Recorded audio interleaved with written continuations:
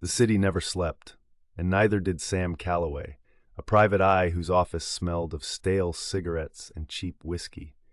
It was a dingy little room overlooking Third Avenue, where the drunks poured out as regularly as the rain, and the flickering neon sign outside painted the walls in streaks of blue and red. Sam was sifting through a pile of unpaid bills when she walked in.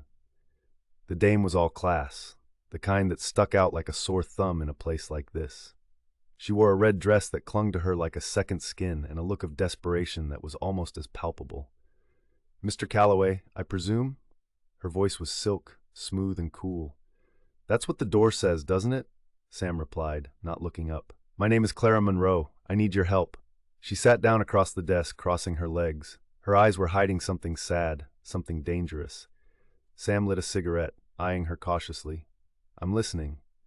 "My husband, Jonathan Monroe, has disappeared.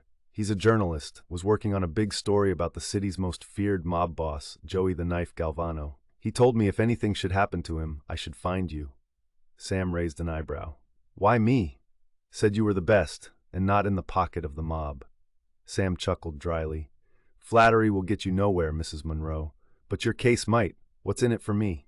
I can pay you, Mr. Calloway, pay you well." That got Sam's attention. He stubbed out his cigarette. "All right, Mrs. Monroe, you've got yourself a gumshoe, but I work alone. I wouldn't have it any other way." The investigation led Sam down a rabbit hole of sleazy bars and even sleazier informants. Each clue was a breadcrumb leading him closer to the big cheese himself, Joey Galvano. The mobster was smart, covering his tracks with the precision of a surgeon, but Sam was relentless. He finally got a break from an unlikely source.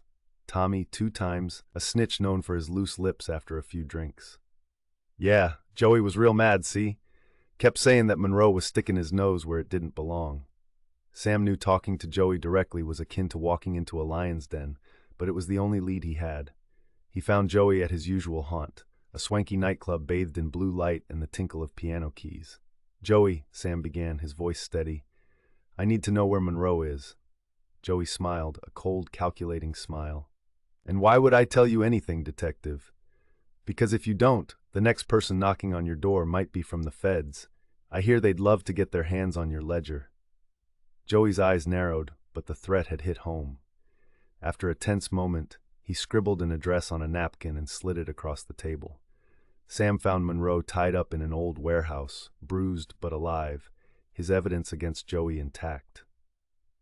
"I knew she would send someone competent," he murmured as Sam cut his bonds.